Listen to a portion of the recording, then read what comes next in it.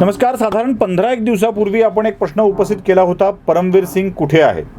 आणि या प्रश्नामध्ये परमवीर सिंग भारतात नाहीत की काय असा प्रश्न उपस्थित केला होता. कारण परमवीर सिंग त्यांच्या कार्यालयात सापडत नव्हते, त्यांच्या कुठे सार्वजनिक ठिकाणी दिसत नव्हते, त्यांच्या मूळ गावी गेलेत का, हा सगळा प्रश्न आपल्याला पडला होता. आपण त्यावेळेला एक विषय पण सांगितला होता की विमानतळावरचं ते विशिष्ट गेट, त्यातून जाणारी माणसं, मग ती कशी परदेशी निघून जातात. कुणी सिंगापूर मार्गे जातं, कुणी नेपाळ मार्गे जातं, कुणी हंगेरीत जातं, कुणी कुठे जातं, असा आपण तोही एक विषय सांगितला होता.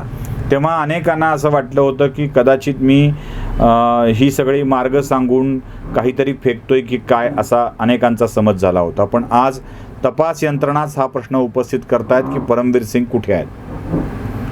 कारण तपास यंत्रणांनी त्यांच्या मूळ गावी, उत्तर प्रदेश, बाकी कुठे कुठे जे काही राहत असतील परमवीर सिंग, त्या प्रत्येक ठिकाणी जाऊन तपासणी केलेली आहे, प्रत्येक ठिकाणचं वॉरंट काढलेलं आहे. परमवीर सिंग कुठेही सापडलेले नाहीत.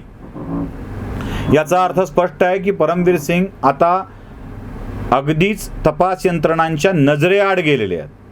आणि देशातल्या तपास यंत्रणांच्या करड्या नजरेच्या पलीकडं माणूस जेव्हा असतो तेव्हा एकच शक्यता असते की तो देशाबाहेर गेलेला असतो. याचा अर्थ स्पष्ट आहे की परमवीर सिंग आता देशाबाहेर निघून गेलेले आहेत. म्हणजे आपण जो अंदाज व्यक्त केला होता तो अंदाज खरा ठरतोय. परमवीर सिंग देशाबाहेर गेलेले आहेत. परमवीर सिंगांना अटक करावी लागणार आहे, कारण त्यांच्यावरती आरोप गंभीर आहेत. त्यांच्यावरतीचे आरोप हे या बाकी सगळ्या आरोपांना अधिक स्पष्टता देणारे आहेत. म्हणून तर कदाचित परमवीर सिंग बाहेर जाऊ दिले गेले नाहीत ना, असाही प्रश्न पडतो.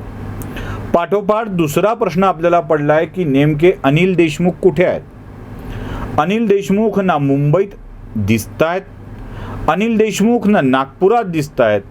अगदी त्यांच्या स्वतःच्या काटोल मतदारसंघात अनिल देशमुख मागच्या 3 महिन्यापासून दिसलेले नाही आहेत, गेलेले नाही आहेत. स्वतःच्या विधानसभा मतदारसंघात 3 महिने न फिरकणारा आमदार कुठे असेल याबाबतचा आपण फक्त अंदाजच लावू शकतो. गृहमंत्री पदावर असलेला व्यक्ती काही महिने झाले आमच्या तपास यंत्रणाला सापडत नाही आहे, CBIला सापडत नाही आहे, EDला सापडत नाही आहे, आणि ते व्यक्ती गायब आहेत. ते सुद्धा परमवीर सिंग यांच्याप्रमाणे अदृश्य झालेत का, हाही मोठा प्रश्न आहे. आता या सगळ्या प्रकारामध्ये ज्याला बालंट म्हटलं गेलं होतं, खोटं म्हटलं गेलं होतं, इल्लीगल म्हटलं गेलं होतं, त्या प्रकरणाची चौकशी देखील सुरू झालेली आहे. ते प्रकरण म्हणजे रश्मी शुक्ला यांनी केलेलं फोन टॅपिंगचं प्रकरण. रश्मी शुक्ला यांनी नुसते कॉल डिटेल्स काढले नाहीत, तर फोन टॅप केले गेले, काही फोन रेकॉर्डिंग केली गेली असं म्हटलं जातं. काय झालंय हे रश्मी शुक्लांना ठाऊक आहे. त्यातला काही भाग माध्यमांच्या समोर आला, काही भाग माध्यमांच्या समोर आला नाही. रश्मी शुक्ला यांनी केलेली ही कॉल रेकॉर्डिंग अवैध असल्याचं सरकार सांगत होतं. आता गंमत अशी आहे की ज्या सहसचिवांनी, मुख्य सहसचिवांनी, जॉईंट सेक्रेटरींनी परवानगी दिली होती ते आता राज्याचे मुख्य सचिव झालेले आहेत, ते म्हणजे सीताराम कुंटे. आता सीताराम कुंटे, त्यावेळेचे सचिव, गृह विभागाचे सचिव, हे सगळी मंडळी या सगळ्या प्रकरणामध्ये सहभागी आहे. म्हणजे परवानगी देणे करणे या प्रकारामध्ये, कॉल रेकॉर्डिंगच्या प्रकारामध्ये सहभागी आहे. यांना सगळं माहीत आहे. आता या प्रकरणाची चौकशी सुरू असताना या सगळ्या अधिकाऱ्यांची देखील चौकशी होणार आहे. प्रकरण फार गंभीर आहे, आणि गंभीर असं आहे की रश्मी शुक्ला यांनी ज्या प्रकरणाची तपासणी केली आहे किंवा फोन रेकॉर्डिंग केलेली आहे त्या प्रकरणात बदल्या संबंधाची, नियुक्त्या संदर्भाची बोलणी झालेली आहे, आर्थिक व्यवहार जाची बोलणी झालेली आहे. आणि हे प्रकरण खूपच गांभीर्यानं पुढे आलेलं होतं. म्हणजे अगदी रश्मी शुक्ला यांना खोटं ठरवून त्यांची माफी मागितली होती असं सांगून त्या अगदीच गलितगात्र झाल्या होत्या, हिंदीन झाल्या होत्या, असं चित्र निर्माण करण्यात आलं होतं. रश्मी शुक्ला यांनी आपण सगळं काही परवानगीनं केल्याचा दावा केला होता आणि आपल्यावर गुन्हा दाखल करू नये अशी न्यायालयाला विनंती केली होती. तेव्हा सरकारने रश्मी शुक्लांचं आम्ही नावच घेतलं नाही आहे गुन्ह्यामध्ये, मग रद्द करायचा का अर्ज करतायत, अशी भूमिका देखील घेतली होती. पुढे रश्मी शुक्लांनी न्यायालयाच्या समोर मला पुरावे सादर करू द्यावे अशी मागणी करणारा अर्ज देखील केला आणि मग अनेकांची तंतरली असावी. कारण रश्मी शुक्ला यांनी परवानगीचे पुरावे दाखल केले तिथपर्यंत ठीक होतं. म्हणजे ते एक तर पहिल्यांदा इल्लिगली रेकॉर्डिंग केली गेलेली आहे, इल्लिगली सगळं केलं गेलेलं आहे हा आरोप पुसला गेला असता. आणि दुसरा मोठा मुद्दा होता ते म्हणजे त्यात रेकॉर्डिंग कोणाची आहे, कोणाकोणाचे फोन टॅप केले गेलेले आहेत, कोणाकोणाच्या फोनवरचं बोलणं ऐकलं गेलेलं आहे, ते रेकॉर्ड केलं गेलेलं आहे का, आणि त्यात ती मंडळी कोण कोण आहे. आता ज्या ज्या मंडळींचा समावेश आहे ना ती सगळी अनिल देशमुखांची नातलग मंडळी आहेत किंवा पक्षातली जवळची मंडळी आहे. काही लोक तर अनिल देशमुखांच्या कुटुंबातली मंडळी असल्याचं देखील सांगतात. आम्ही पुष्टी केलेली नाही आहे, पण कुटुंबातली मंडळी आहेत, नातेवाईक मंडळी आहेत आणि यांच्याकरवी अनेक व्यवहाराचं बोलणं झालं आहे. व्यवहार झाला आहे की नाही याची तपासणी, याची शहानिशा, खातरजमा ती यंत्रणा करेल.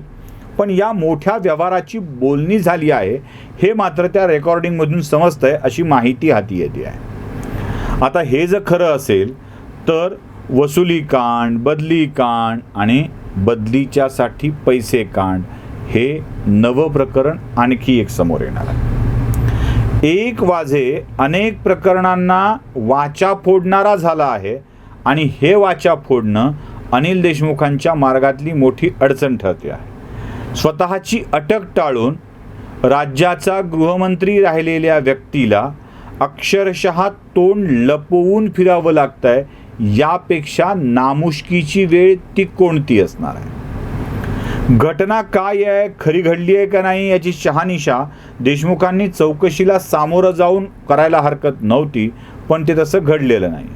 अगदी लुकआउट नोटीस काढण्यापर्यंतची वेळ राज्याच्या माजी गृहमंत्र्यासाठी येते, ही गोष्ट खूपच वाईट आहे. आता सगळ्यात मोठा आणि कळीचा प्रश्न आहे अनिल देशमुख कुठे आहेत, त्यांना अटक कधी होणार आहे आणि त्यांच्याकडून काय काय बाहेर पडणार आहे.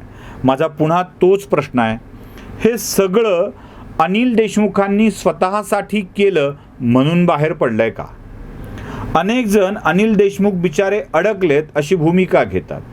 बिचारे अडकलेत असा शब्द असेल तर या बिचाऱ्या अनिल देशमुखांनी ही सगळी कांड कोणासाठी करू दिली, केली, काय झालंय हे स्पष्ट झालं पाहिजे.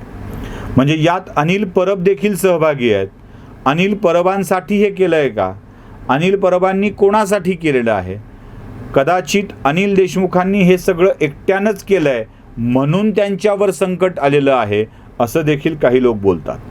पवार साहेबांना माहीत असतं तर कदाचित झालं नसतं असंही काही जण बोलत आहेत. जे काय असेल ते असो, अनिल देशमुख यांच्या प्रकरणामध्ये राष्ट्रवादीचे शीर्षस्थ नेते सहभागी आहेत की नाही, त्यात काँग्रेसचे शिवसेनेचे नेते सहभागी आहेत की नाही, हे सगळे प्रश्न अनुत्तरित आहेत. अनिल देशमुख गायब का आहेत, अनिल देशमुख तपास यंत्रणांच्या समोर का येत नाहीत, की परमवीर सिंगांच्या प्रमाणे तेही त्या विशिष्ट गेटमधून सिंगापूर, नेपाळ, अजून कुठे असे गेलेले आहेत. प्रश्न खूप आहेत, उत्तर काहीही मिळत नाही आहे. चर्चा खूप होते आहे, पण आता मात्र याची वस्तुस्थिती समोर येण्याची वेळ जवळ आली आहे, घटिका भरत आली आहे असंच चित्र आहे. व्हिडिओ आवडला असेल तर लाईक, शेअर आणि सबस्क्राईब नक्की करा. धन्यवाद.